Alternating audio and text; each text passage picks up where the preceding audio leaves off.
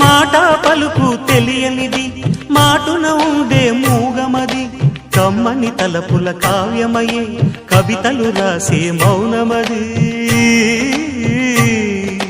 రాగల రోజుల ఊహలకి స్వాగతమిచ్చే రాగమది శృతిలయలరగని ఊపిరికి స్వరములు కూర్చే గానమది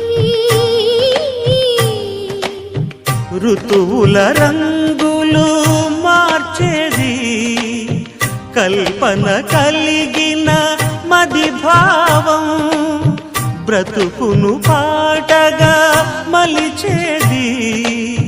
మనసున కదిలిన